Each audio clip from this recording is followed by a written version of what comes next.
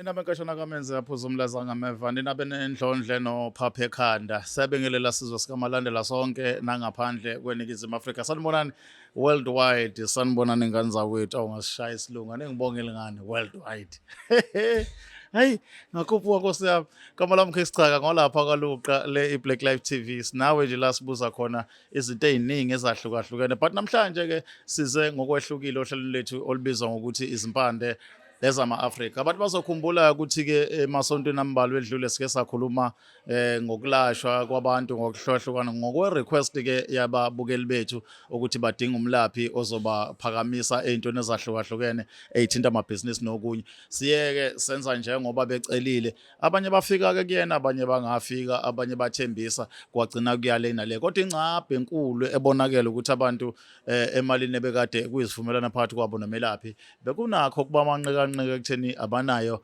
leyo mali eyanele. Sibese sibuza-ke ngoba sihlale sibuza thina ukuze abantu bengathi bashoda ngemibuzo ney'mpendulo. Sabuza-ke sathola-ke ukuthi cha, ubalaphi bethu bendabuko sebenakho ukuthi behlise izinto bazenze ngendlela yokuthi wonke umuntu a-afford ukuba khona. Kodwa-ke akwathi singageqi magula lokhu singemuke, kukhona omunye namhlanje osohlelweni ozosethulela ubufakazi bakhe ngohambo lwakhe eya lapho kulowo mlaphi wendabuko. Sawubona mntakababa.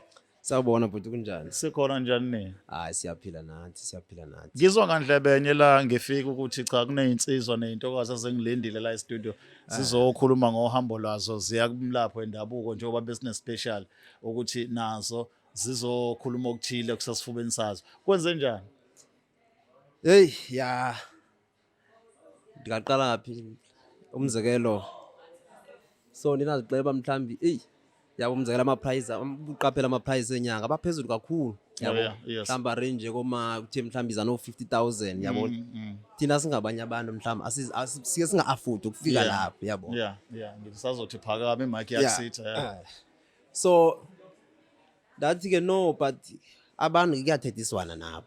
Umzekelo ufika uzikhalele then yabo makuthiwa mhlamba kune special esikanjena sikanje uye khona yabo. But ke sami story ke ndikasho nje ndithi mhlambi sinabo kuba buhlungu phakathi siphinde sihlekise sometimes because sisukaphi mfethu sathe ekuqaleni nje sizwe ukuthi sisukaphi isitori sakho.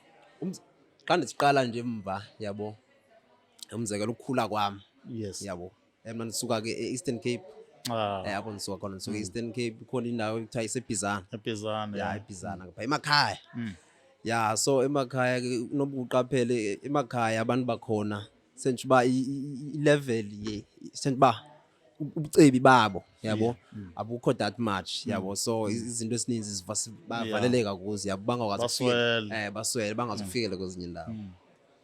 So ke ilali yami ke ilali ke Phuwa ngifuna uqoke Phuwa nje phana pha umzekelo kusanja ku gravel uzuqonde nje baya crime I mean la inhlupheko isepha phezulu. So ke ekukhuleni kwami ke ndakhula ke apho ke ndazolahlekelwa ngutata ke wami ke. Ndazoluza utata wami at the age of I think 7 or 8 years yabo. Semncinci kakhulu. But ke shame ke wayengutata nawo okwaziyo mhlawumbe ukushiya ngemva yabona ukushiyela because wanishiyela ezo zinto ezithile yabo. Because wayenguthi DJ ke. DJ. Hayi. Dada DJ omkhulu waye DJ kakhulu ngapha ko Cape Town. Okay. Wayehlala eKapa ngapha DJ kakhulu ke ngapha. Nami ke ndidla kumvakashela yabo. Ngibhekele mayisenze into zakho but yazi ke ba ufuzo uyagqithisela yabo. So hayi ke utheke maseyambile emhlabeni because mos izinto zakhe yabo ebenazo mhlawumbe uzoshiya mos. But ke ndalanduka ke so zasala ke izinto because benisemncane ngelo xesha. Ndakhula ke yenza ugrade thema lapha ko grade 9. Ukuhlupheka ke bekunto ibikhona ke ekhaya nje yabo. Kuyinto yeni nje. Bekuyinto yethu. Nehluphekela nje ngokubuya obuya. Sizihluphekela nje ekhaya yabo. Besizihluphekela kakhulu because bengekho umuntu usebenzayo. Bengekho umuntu usebenzayo. Umama naye bengasebenzi. Engasebenzi. Khona kulacala khona ukuthiwa kwagoba iqolo yabo ngiyayibona uhleli impela, ingca pha yolanda ukuthwalela ingcabana. So wayebane bamba nje pha ezobhisjobhanyana ke ukukhulisa umuntu kumike pha napha. Hayi ke ndakhula ke ndancenga shem. Ndancenga ke. Ayikho indlela yabo. Moyindoda mina uncenga. La ufika ke mhlambi kwabo grade 9 ke yabo. Kwalapho namqala ukubona khona ba at least umuntu sekukhulile yabona sengakwazi ba ezinye izinto uyazibonela naye ba isimo sikanjani la ekhaya. So ke nathi hayi no ndafuna grade 10 funa kwesinye isikole naso ke pha kibe semakhaya kakhulu nje. Semakhaya hayi ndashaya grade 10 wami, grade 11, grade 12. Ethi umuntu umeshaya grade 12 ezama ukubheka izikhala zesikolo kwabheda. Sure. Kwabheda nangafundi. Ahlala phansi. So ngithe sekulapho ke nazobuyela nami ingqondo ba no yabo at least mhlambi ikhona yabo phana pha into eningayizama yabo njengendoda because kaloma sowuphume kwa10 usuke sokele izinga lobo songazibonela nawe ngempilo ayiyangaphi uyabona naba yabo kuyabheka. Hayi ke shame ke no because itime ke vele utata wayishiyeke zonke iset yakhe loku DJs lenza izinto ke ne keyboard. Ngathi no make yabo siqhelisa ukubetha keyboard. Ayifunda kona nandifundiswa ngomjita apha eShepstone. Betha keyboard eShepstone. So kwaya ke shame nathi no mhlawumbe ikhona indlela engenza ngayo yabo ezothanda yabo ukufaka imali basemgangathweni ufake nemali, ufake imali income then kwazi nami ukuziphilisa cause sendilapho nje still yabo uma olate naye umama akakasebenzi. Sure. Akasebenzi yabona kuba kunzima kakhulu ke makuthiwa somdala songaze ucele nento zokuthambisa emzalini yabo kodwa usuke usoyinhlekisa nje kakhulu yabo. Akuhlekwa noma kufika usuke uzohlekwa nje. Uyaxakeka lo mzali bayibo. Ungavile uzonifuna zokuthambisa kanjani because bese kumele bazoyabona ngoku impilo kusangaphi na. Yabo kuzokunikwa wona imali phinda kuthengelwe yona impahla phinda kuthengelwe abantwana belama wena futhi empilweni yakho. Hayi ke ndalandika ke nathi no because vele sekhona inenasala nayo. Hayi ke ndaqashisa ke ngezilanduko ngezispeaker. Athi man qashise ngezispeaker nale keyboard.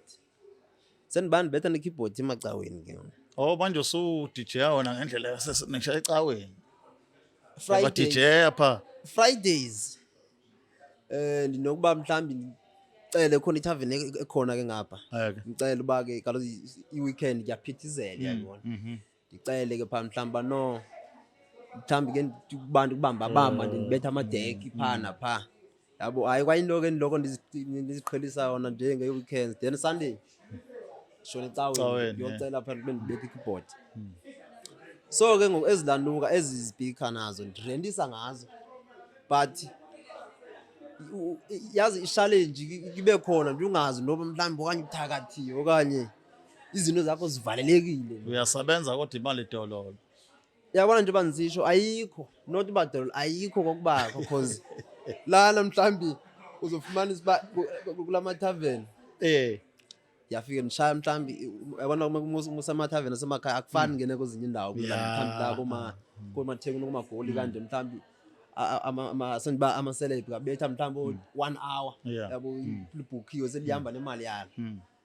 So pha uyaxela nje uba fika Friday 7 ukusukela ngo7 xa bandijulukela imanzi koze kuyobetha 2 kube unqa kuvala itavern yabo akukho madlana nje ichola bona wenza mahala nje lenza mahala mhlawumbe uzofumana banzonikwa nje yoshotanyana from 7 ukushaya kubetha koze kuyobetha 2 yabo mahala nje.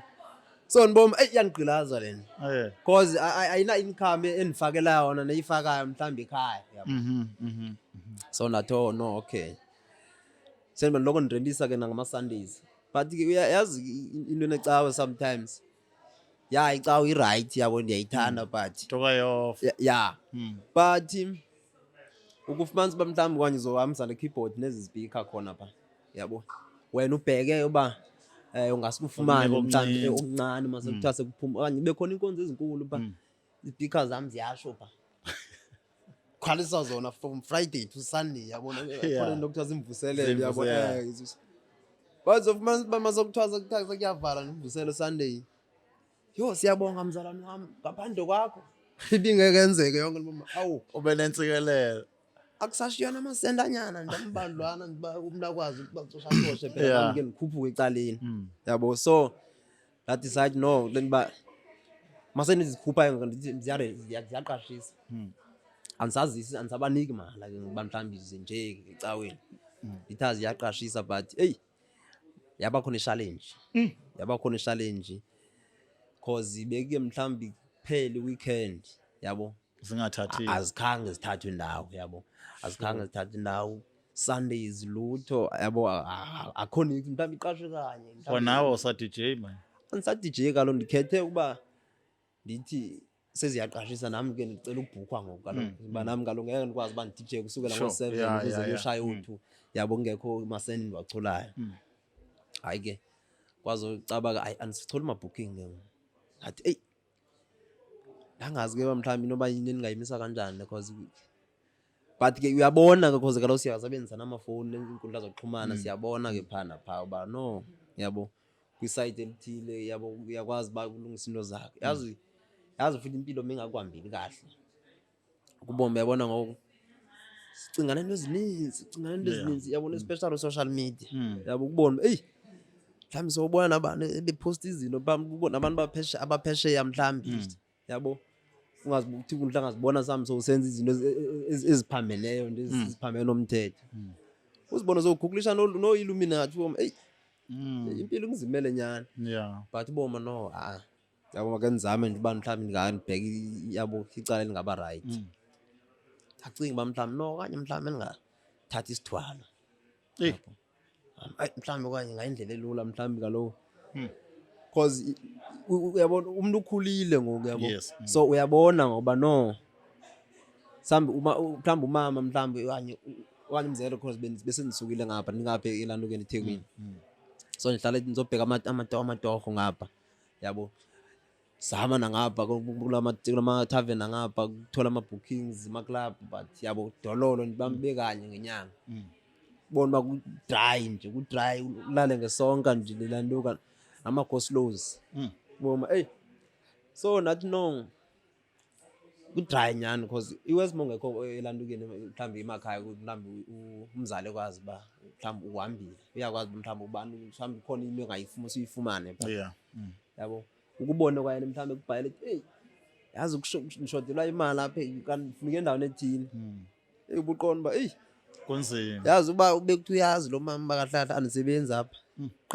akayi understand yabo yena uzothatha ngoba vele wena ule kude yabo so sizinto beniboma nje inhlanga izinto nihlangabezana nazo kezi waphetha ngaliphi bhuti ngifuna ukuzwa ukuthi ufika kanjani ku special kuze kufike la seku right khona kwenzakaleni ufike kanjani ubone kanjani lento ye special njengoba usubabaza umkhulu kangaka nje sekuyinto ephezulu ekhekheni yini hayi yabona shuthi nami ngibonile mhlawumbe kuthiwa yabo umkhulu kanje uyabakwazi ukubanceda abantu phana pha yabo mhlawumbe ukukhuphula izinto zakho yabo uthatha amandla yabona so xa nifika mhlawumbe kanye ke because abantu baye basho kuba because bayinixelela ke mna mhlawumbe ziyakuthi mhlawumbe bapha ku 25 yabo kuyaphezulu hey ithi manibheka mhlawumbe 25 mhlawumbe kwahlangana kanjani nini yabo but that's why benzisho mhlawumbe sometimes yabaleka ba mhlawumbe uziyele endaweni yabo mhlawumbe ukuyozivela nawo face to face uzixoxele nawo face to face okanye mhlawumbe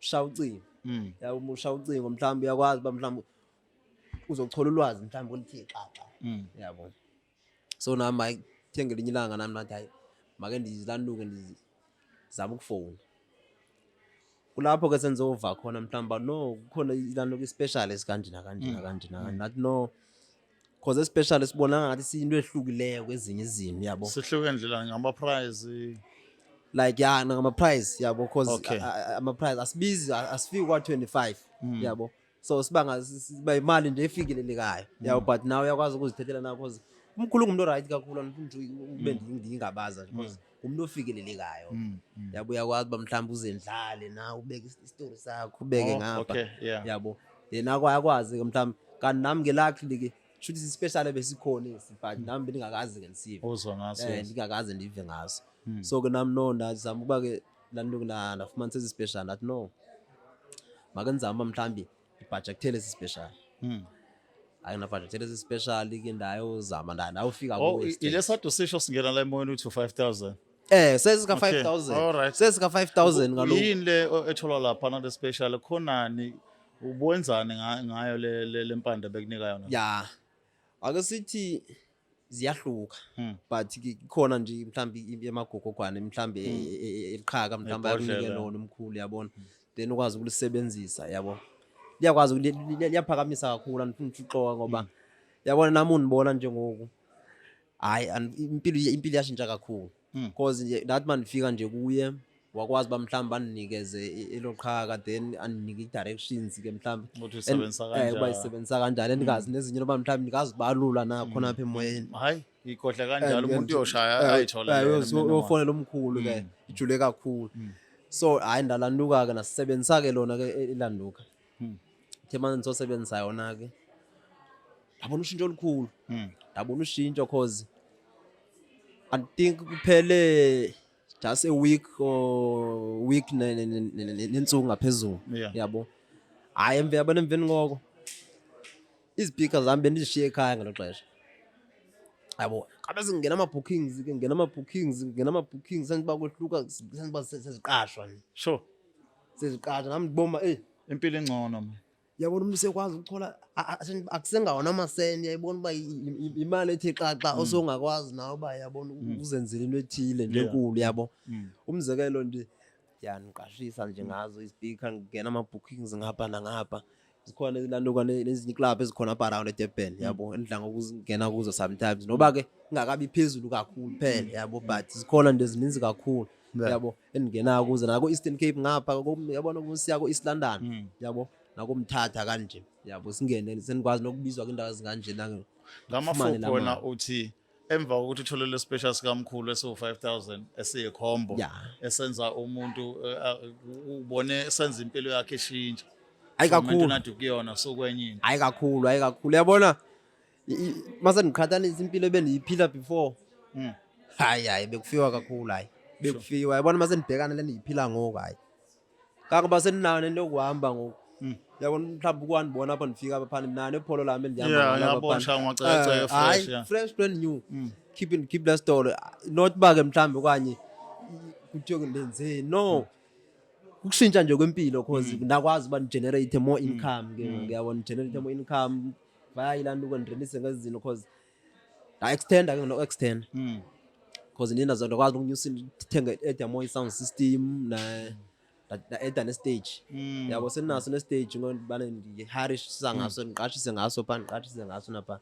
and ke sinemali ke-stage kuma-events amakhulu nje amakhulu ama-events umzekelo yabona especially e-Eastern Cape amakhulu ama-events because sendiyaziwa kakhulu ngapha kwe-Eastern Cape ndiyakwazi uba ndirenise ke siya-extenda nje kwaba plan uba funa uvula nenye ibranch ngoku habe yabona ndifike extend nako Joburg and ndifike ndibe nazo nesethi zami ezikhona pha ndazi uba kuma-events around iJoburg ndiyakwazi uba ndiqashise pha nako ngapho Eastern Cape nala KZN so that mina kuzokwazi uba yabo because impilo ayisafani yabona nje ayisafani kungcono ayisafani nomama siyakwazi ukulala edlile ngoku yabo so hayi special sikamkhulu hayi cha hayi senza izimanga kakhulu yabona nje akupheli nje abantu banzisha ba kum noba yaba iveki yabone nensuku ezimbadlwana nje nisebenzisa yabona bese niqala ukubona ushintsho ba no ayibo sekunongena ama calls yabo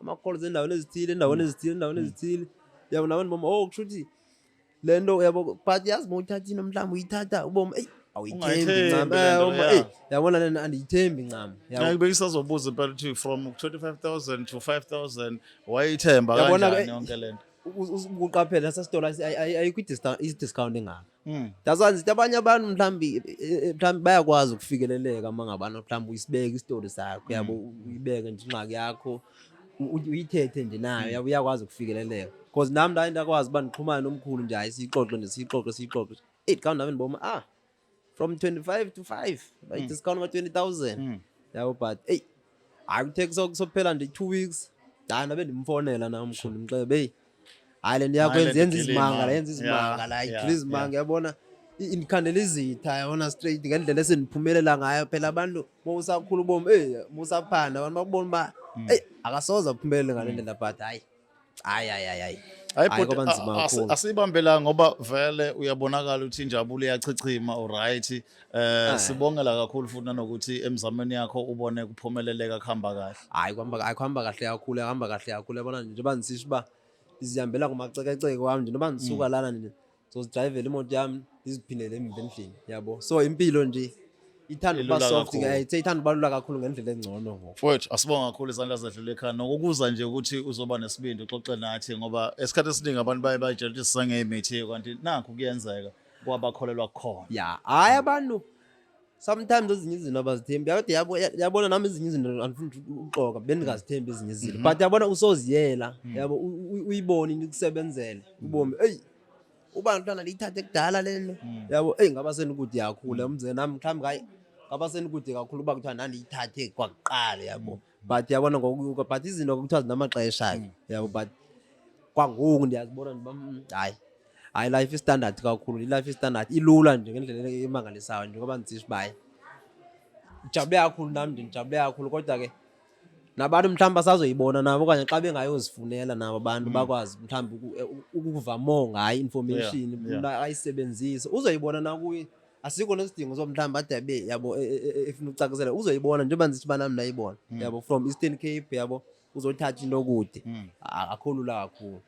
Take mntakababa sithembe ukuthi wonke umuntu osekhaya ukuzwile udaba ama-testimony nje esiza nawo esithe siwalande sizwe ngoba ugcina kuma-VN ngicina ngezwakalanga ukuthi abantu bakhuluma ngani ningazwanga nani especially kade sikhona ensukwini noma emalangeni la wedlule lapho khona omkhulu owayisiza khona abantu ngokwahlukahlukana letsizwa ke izobonga ngiyanconcoza ngekhombo ethi ke le khombo uma ekhuluma nathi off air uthi hlanganisa ibhodlela thizeni libekwe eduze kwebhange kushiselwa amaslip imali phakathi 200 kuphela ushiswayo fakwe phakathi nemithi thizeni ke ngingayazi ke nami bese kuxutshwa nezinye izinto ke uqhuma nje kabili kathathu ugeze kube nje bese konke kuyalunga njengoba nayo ibonga ke nconcozi ibonga amandla kadokotela nanokuthi ke ibona umehluko kakhulu empilweni yayo sazi ke mhlawumbe ke nawe ufuna ukwazi more ngale khombo esikhuluma ngayo ikhona inombolo ozoyithola maduze ozoyishayela ukwazi ukuxhumana nayo udokotela nikhulume naye nobabili nivumelane ngalokho enivumelana ngakho kungahlanganisi lutho nathi as a Black Life umsebenzi wethu ukuthi mabenze kahle odokotela sibalanda abantu sibabekela bayikhulumela nabo odokotela sibabekela bayikhulumela le Black Life TV igama lohlelo izimpande ezama Africa lami inkosi yabaswele anisale kahle amen.